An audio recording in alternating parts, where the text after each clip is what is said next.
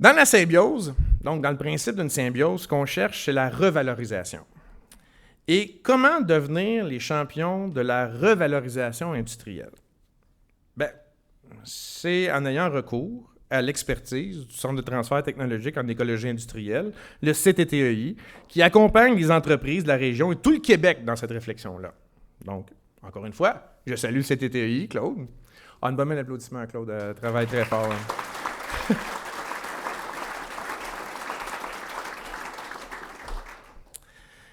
Donc, c'est donc dans cette optique que nous accueillons les projets qui nous permettent de revaloriser les matières.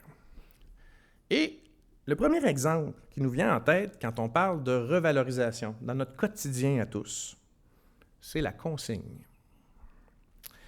Imaginons si toute la consigne du Québec se retrouvait à Sorel-Tracy pour y être transformée.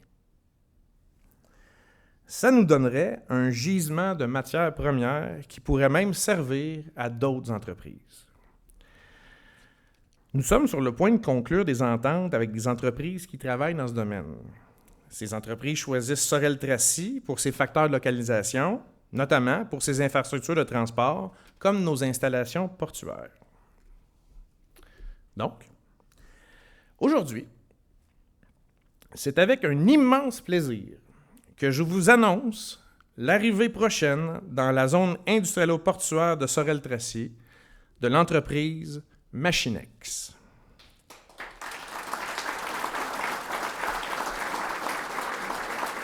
Sorel-Tracy accueillera un important centre de conditionnement pour traiter les contenants de boissons consignés.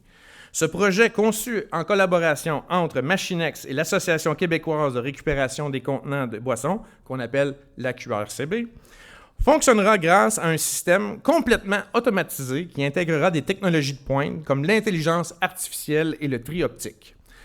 Cet investissement majeur d'environ 50 millions de dollars se traduira par la création d'une centaine d'emplois durant la construction et d'une quarantaine d'autres à temps plein pour l'exploitation du complexe. La présence des installations portuaires de QSL à proximité représentera un atout pour Machinex. Donc, l'arrivée de ce projet s'inscrit dans la volonté de la Ville et de la région d'attirer chez nous des entreprises soucieuses de faire leur part pour l'environnement par la revalorisation des matières et par la mise en place d'une économie circulaire et d'une symbiose industrielle. Machinex est un joueur majeur qui œuvre dans le secteur des technologies de tri depuis plusieurs décennies et dont la venue chez nous aura un effet positif sur toute la chaîne logistique de la consigne du Québec. J'en profite donc pour saluer la présence dans cette salle aujourd'hui de M. Jonathan Ménard, vice-président vente et stratégie chez Machinex. Merci de votre présence et bienvenue chez vous.